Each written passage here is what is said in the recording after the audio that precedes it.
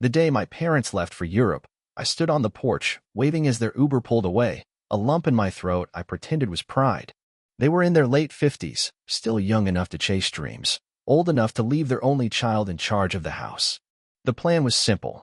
I'd keep the place running, handle mail, pay bills, and make sure nothing fell apart while they spent a summer sipping wine in Tuscany and strolling Parisian boulevards. When my friends asked, I laughed it off. Family's family, I said. It's the least I can do. But inside, I wanted to believe that too. Growing up, my relationship with my parents was complicated. They weren't cruel, just distracted, always hustling, always busy. I became independent out of necessity, learning to rely on myself for comfort, for meals, even for rides to school. I thought maybe, now that I was grown, we'd finally get the closeness I craved. Letting them live here felt like a step toward that. Weeks passed. I worked my 9 to 5, kept their plants alive, even redecorated the living room. Every few days, my parents called from a new country, their voices bright and cheerful over the phone. Sometimes I caught them arguing, but nothing major. One Friday evening, I got a call from my father. His voice was muffled, like he was outside. "Just checking in," he said. "Everything good?" I told him the house was fine, that I'd forwarded his bank statement. He chuckled, distracted, then said, "Okay, thanks. We'll call again soon." The line didn't hang up. I waited, assuming he'd pocket-dialed, but then I heard my mother's voice, quiet, tired. My father's tone changed, words sharp. "He's such a burden. I don't know why we let him stay." My mother sighed, didn't argue. The conversation drifted, but the phrase echoed in my mind. I froze, phone pressed to my ear, as the world went sideways. A burden? I tried to reason with myself. Maybe he meant something else. Maybe I misheard.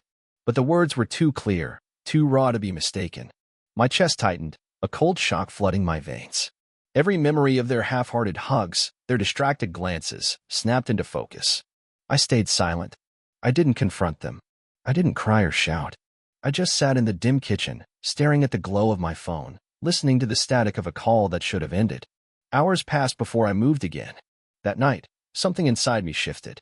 I realized that love, at least from them, came with conditions, unspoken, unacknowledged, but always there. I decided, quietly, that I wouldn't be their burden anymore.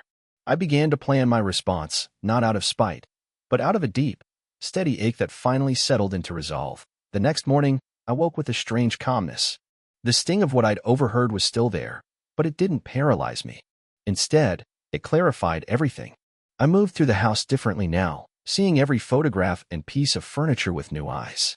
This wasn't just my parents' home, it was mine. The deed was in my name, a technicality from years ago when they'd needed my credit to secure a loan. At the time, it felt like trust. Now, I saw it for what it was: convenience.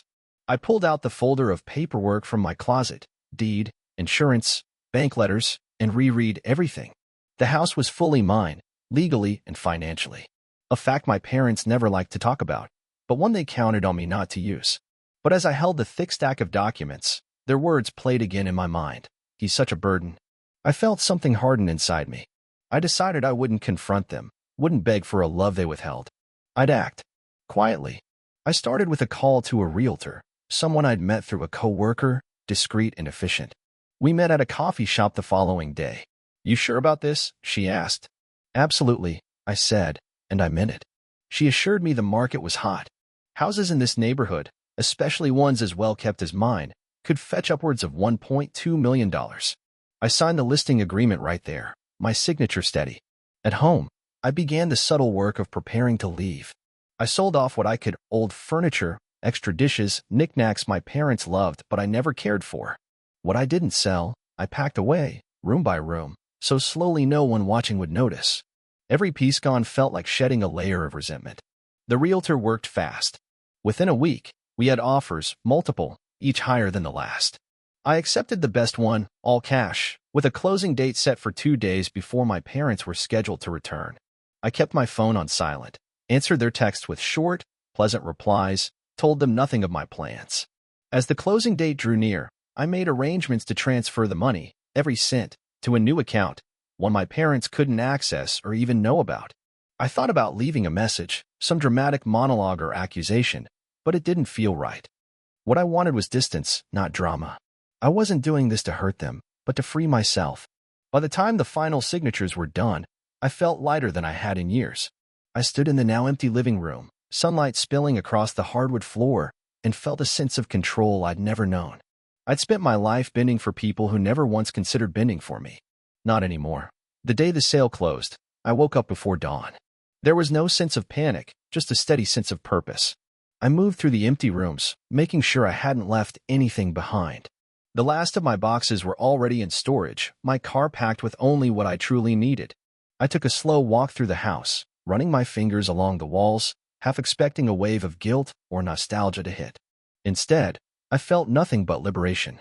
I changed the locks, left all the keys on the kitchen counter, and made sure every utility was transferred out of my name. I even set up mail forwarding, careful to leave no loose ends. I glanced around once more. No art on the walls, no dishes in the cabinets, just blank space. The home my parents had filled with their presence was now stripped of everything familiar. Before I left, I sat down at the dining table with a blank sheet of paper. I thought about writing them a long letter explaining my reasons, listing the years I'd felt invisible, the times I'd picked up their slack, the loneliness I'd hidden from everyone. But that felt weak, like I'd still be chasing their understanding. In the end, I wrote just 7 words. Surprise.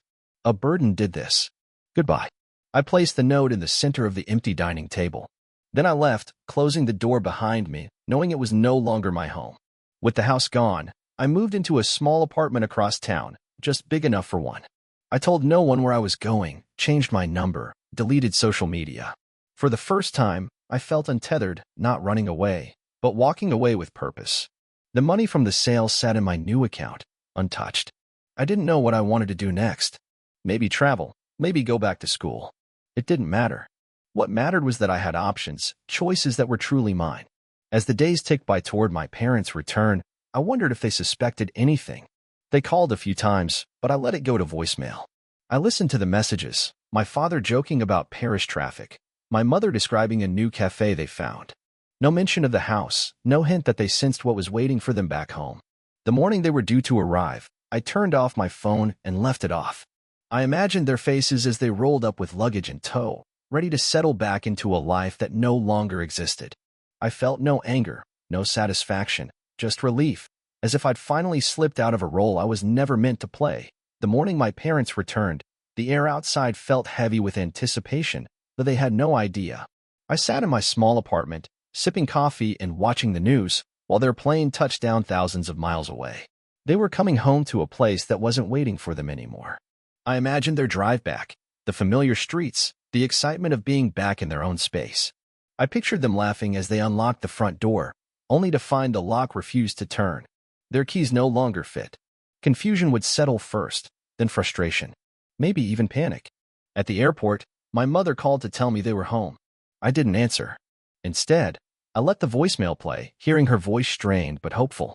My father tried later, a bit more demanding, asking if everything was okay.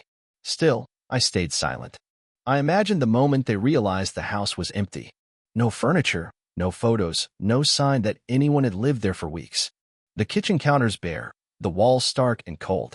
I pictured their disbelief, the dawning horror that they'd been shut out, not just physically but emotionally, erased from the place they once controlled. Their calls became more frequent, more desperate. They left messages full of confusion and hurt, but I didn't respond. I wasn't angry, I wasn't playing a game. I was reclaiming my life, and silence was the only answer I owed them. Days passed. I stayed hidden behind closed blinds, careful not to let my presence leak out. I watched from a distance as the neighbors whispered, as the realtor's sign came down. The house sold quickly, too quickly for their liking. I felt nothing as I read their texts begging for a conversation, a meeting, some explanation. I had none to give, not yet, and maybe never. After a few more days, my parents finally managed to get inside the house. They didn't break in, they waited for the new owners, begged for a chance to enter, to gather what was left. When the door opened, they stepped into an empty shell of what had been their home. Every room was bare, stripped of memories and meaning. The house was silent, cold, and hollow, as if it had never been lived in. I imagined the look on their faces, the shock, the disbelief, as they realized the extent of what I'd done. Their carefully curated life had vanished without warning, swept away by someone they thought was their son. Their home, which I'd kept spotless, was now an empty shell, a physical reflection of the emptiness they left inside me. They wandered from room to room, touching the bare walls, searching for something to hold on to, something familiar. But there was nothing. No photographs, no furniture, no notes or warnings, just silence and emptiness. In that moment, I hoped they felt the weight of their words, the careless cruelty of calling me a burden, the years of neglect hidden beneath polite smiles. The betrayal they'd wrapped in family duty was now laid bare, and I watched from afar as they struggled to grasp the reality they'd created. They didn't speak much, except to each other, voices low and strained. I imagined my mother's voice trembling as she said, "How could he do this?" And my father's silence, heavier than any words could be. They were left to confront the emptiness they had sown, both in the house and in their relationship with me. The space between us, once filled with unspoken resentment, was now a chasm too wide to cross. Amidst the bare walls and empty rooms, they found something, a single piece of paper taped to the kitchen counter. The note was stark, unadorned, and impossibly cold in its brevity. I pictured my mother's trembling hand reaching out to unfold it, her eyes scanning the short message again and again. Surprise. A burden did this. Those 7 words hung in the air like a guillotine's blade, sharp and unforgiving. No explanations, no apologies, just the truth laid bare in the starkest terms. It was a sentence that echoed back to their careless words, turning their judgment into the final judgment upon themselves. I imagined my father's face when he read it, an expression of stunned realization, guilt mixing with disbelief. The note was a mirror, reflecting their disregard, their hidden disdain, and the long years I bore their silence. It was a cold, final reckoning that needed no embellishment. They sat in the empty kitchen, the note between them, both speechless. There was nowhere to run, no excuse to make. The consequences of their words and actions had arrived, embodied in a house no longer theirs, and a son who had disappeared. No calls, no messages could undo this. The note was a boundary, a line drawn in the dust of an empty room. It was the end of their story with me, at least for now. As I sat miles away, I felt no joy in their pain, only the quiet, steady relief of someone who finally reclaimed their voice by removing themselves from the noise. I vanished like a ghost, slipping through cracks they never noticed. My phone stayed off, messages unopened. I moved with intention, every step taking me further from the family who once defined my existence, and from the weight of being a burden. I imagined their attempts to reach me, their apologies that never came, and the silent echo of my absence answering back. No calls, no emails, no pleas could bridge the distance I'd created. I wasn't just gone physically, I was gone emotionally, a final break from the chains that held me down. Days turned into weeks, then months. I rebuilt myself in shadows, learning what it meant to exist without needing permission, without waiting for love that was conditional and silent. The money from the house wasn't just a bank balance, it was freedom, a second chance at a life I'd never dared to imagine. I never looked back. And my parents? They were left with the hollow silence, haunted by their own careless words that had pushed me away. Maybe someday they'd understand what it truly meant to call someone a burden. But by then, I would already be miles gone, untouchable, and free.